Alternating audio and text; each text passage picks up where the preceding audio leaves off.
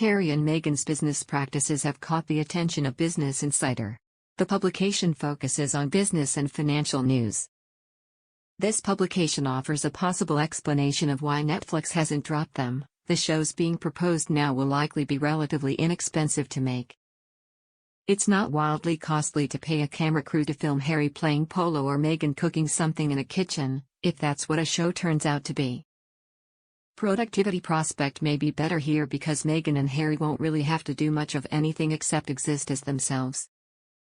Harry won't need to come up with a podcast concept, which he reportedly struggled to do with Spotify. He just has to ride a horse, and maybe just keeping on good times with the Sussexes is worth it in case more drama erupts from the royal family. Perhaps Prince Harry decides to try to get back into the royal fold and documents that a public breakup with Meghan and Harry may also be a mess Netflix doesn't want to deal with. Netflix can cancel this anytime they want and just pay them the unpaid amount, Pa said, and maybe they'll do that if they keep messing around with the formula and can't find anything. Not going to waste their time if nobody watches it. The $100 million at the time sounded like a good idea, and who knew that the two of them would be such duds on camera? Have you observed Meghan Markle's recent silence following announcements regarding a cooking show and Netflix involvement? It seems that she may have been cautioned to tone down her activities according to Paula M. on YouTube.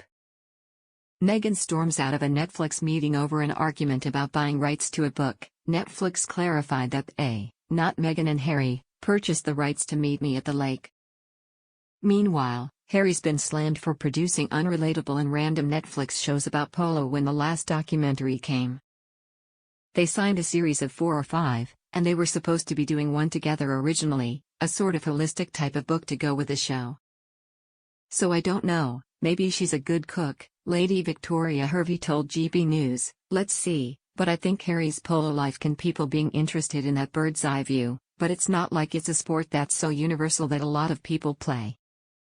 She continued, it's not very relatable to a lot of people, it's possibly to his little group, but there's not that many people that play polo if you compare it to other sports.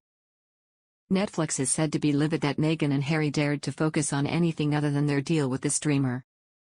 Netflix has given a $100 million contract to the Sussexes, and now the Sussexes are going to have to start singing for their supper because Netflix wants payback. Royal expert Michael Cole said they don't give away all that money for nothing. Prince Harry is going to do this polo series, and she's going to do this lifestyle series, but it won't be shot at their house or their hilltop Camelot mansion. It'll be shot at a very nice house nearby but not their own. One of the ways they're earning their living is by selling themselves. That's their unique selling point, the fact that they have royal status, he continued, and the guns have to work at it very hard because they have a very expensive lifestyle. Security alone must cost a fortune, 3 shifts a day of burly men guarding the perimeter of the house, now that burns through a lot of money.